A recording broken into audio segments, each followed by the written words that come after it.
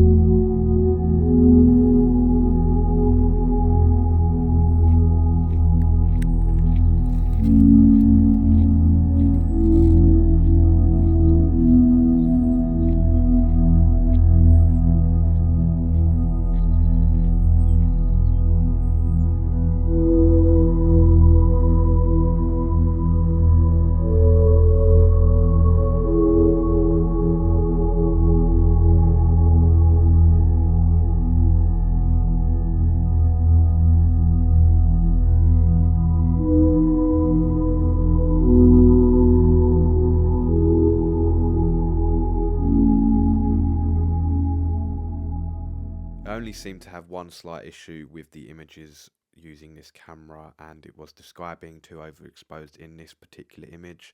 I believe it's because obviously the sensor is picking up the darkness and the shadows on and around the tractor, and the sky right now in Britain is very bright and cloudy. As in the last video, the Minolta really didn't handle this too well. I found that this Fujifilm did, but this was the only image where it didn't, so I thought I'd share that with you.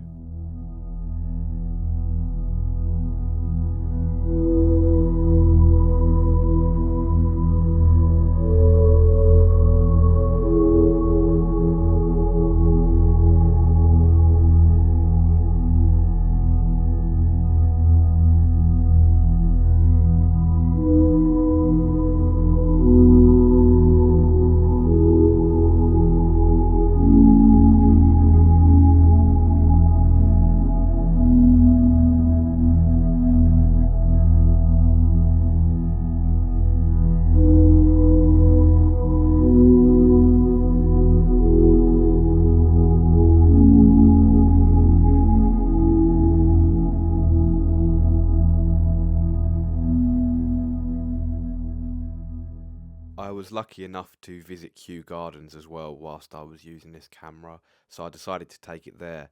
And just a quick backstory on that sunflower field, I was actually going past on the train, looked out the window and I could see all these sunflowers, and I thought, oh, I'll go there. So I originally went to Kew Garden first, and then a few days after revisited the area where the sunflowers were. So a bit of a flower theme in the video, but I hope you enjoy the images from Kew Gardens.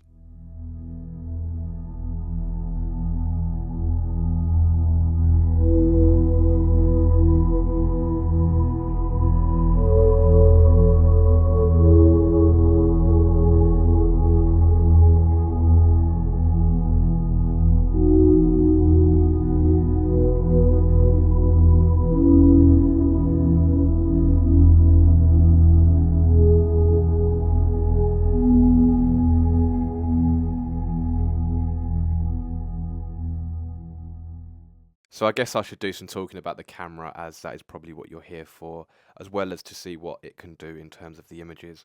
But this is probably one of my favourite little digicams, and I say it's little because look at it, it's literally just like a little box. It's funny because I had it in my top pocket, and the person I was with said, "Have you got a vape?" And I was like, "No, it's not. I don't vape." So I was like, "No, it's like a little camera." I pulled it out, and I was like, "Oh."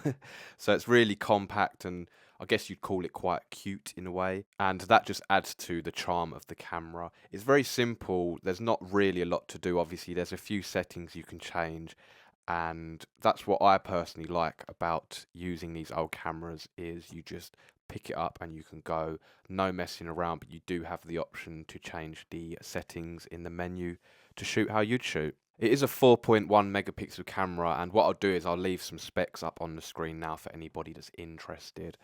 I really actually prefer the lower megapixel counts like this 4.1 because you sort of get that noisy, obviously old digital feeling. That's exactly why I like to use the cameras.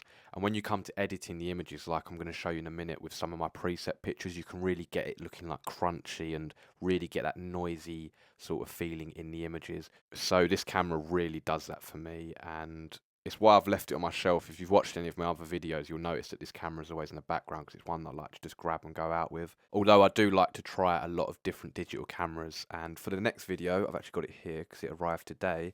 I've got a Pentax, so that is a hint for the next video, but we'll get into that one. I need to clean it up a bit and make sure it's working before I start going out and taking pictures with that one. So as I mentioned, I edited a few of these images and I'm very happy with the outcomes. I'd like to share those images with you now, but I'd just quickly like to talk about this one, as you can see what I mean with the digital, I'd call it crunchiness, probably not the right term, but the noise, you can really, it really is amplified in this image because I went into a random public toilet, believe it or not, in London, and you go like under the ground, and then to my left I just saw this like random library.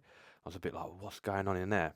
And it just looked really cool, and you can actually see the stairs above the little library where I came down from being on top of the ground, obviously. And with these old cameras, they really seem to pick up that noisy in the dark areas.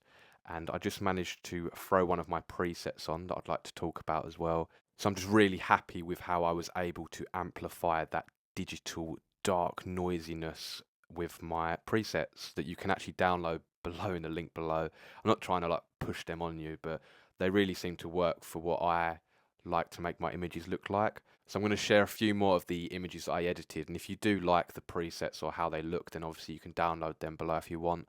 So yeah, I hope you enjoy these images.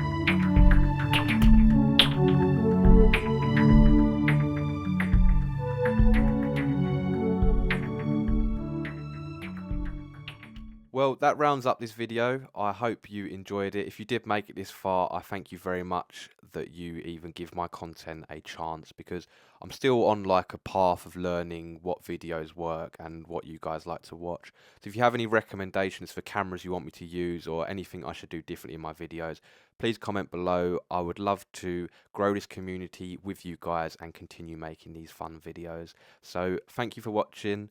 Drop a subscription if you haven't already, and I'll see you in the next one. Goodbye.